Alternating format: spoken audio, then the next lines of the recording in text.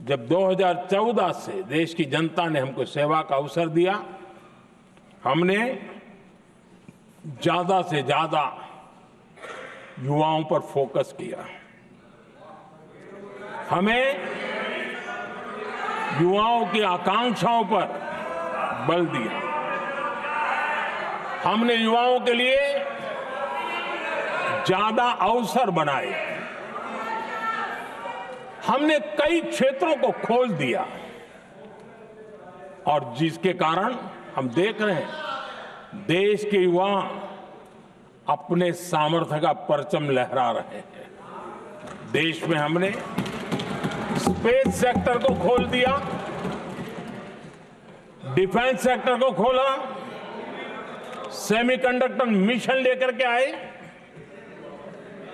Innovation को बढ़ावा देने के लिए अनेक नई योजनाओं को हमने आकार दिया। स्टार्टअप इंडिया इकोसिस्टम पूरा डेवलप किया और इस बजट में भी आदरणीय अध्यक्ष जी एक बहुत महत्वपूर्ण निर्णय हुआ है। 12 लाख की आय पर इनकम टैक्स की माफी, ये समाचार इतना बड़ा बन गया कि बहुत सी महत्वपूर्ण चीजों पर अभी भी कुछ लोगों का ध्यान नहीं गया है। वो महत्वपूर्ण निर्णय हुआ है, हमने न्यूक्लियर एनर्जी सेक्टर को ओपन कर दिया और इसके दूरगामी सकारात्मक प्रभाव और परिणाम देश को देखने के लिए मिलने वाले हैं। आदरणीय अध्यक्ष जी, AI, 3D printing, robotics, virtual reality की चर्चा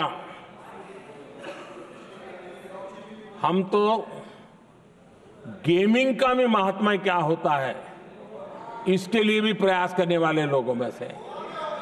मैंने देश के नौजवानों से कहा है कि दुनिया का गेमिंग क्रिएशन का, क्रिएटिविटी वर्ल्ड का कैपिटल भारत क्यों न बने। और मैं देख रहा हूं बहुत तेजी से हमारे लोग काम कर रहे हैं।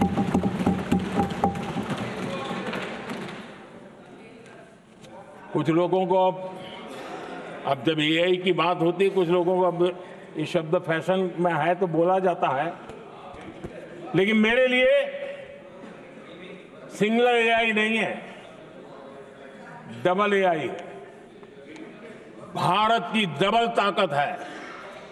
एक एआई आर्टिफिशियल इंटेलिजेंस, दूसरा AI aspirational India.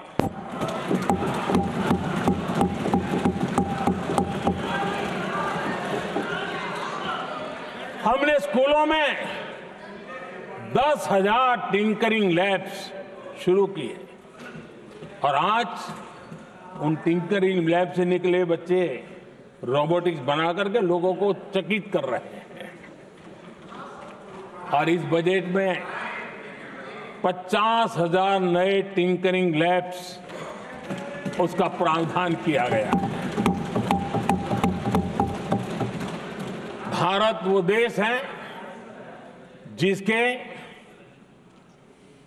India AI mission को लेकर के पूरी दुनिया बहुत आशावादी है और विश्व के एआई प्लेटफॉर्म में भारत की मौजूदगी एक महत्वपूर्ण स्थान प्राप्त कर चुकी है। आदरणीय अध्यक्ष जी, इस साल बजट में हमने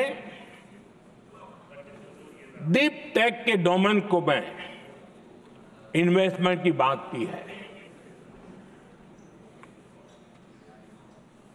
और डीप टेक मैं समझता हूं हमारे लिए तेज गति से आगे बढ़ने के लिए और 21वीं सदी पूरी तरह टेक्नोलॉजी ड्रिवन सेंचुरी है। ऐसे में हमारे लिए आवश्यक है कि भारत डीप टेक के क्षेत्र में बहुत तेजी से आगे बढ़े।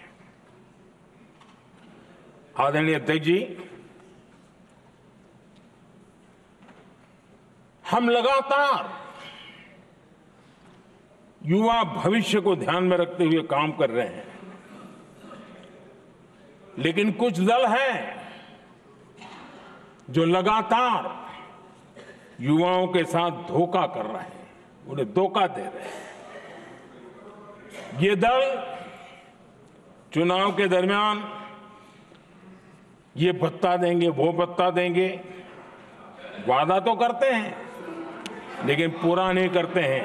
নানা ধরনের কন্টেন্ট দেখার জন্য লাইক করুন, শেয়ার করুন আমাদের ফেসবুক পেজ, সাবস্ক্রাইব করুন আমাদের ইউটিউব চ্যানেল। পাশাপাশি অন্যান্য ব্রেকিং নিউজের জন্য অবশ্যই চোখ রাখুন রিপাবলিক বাংলায়।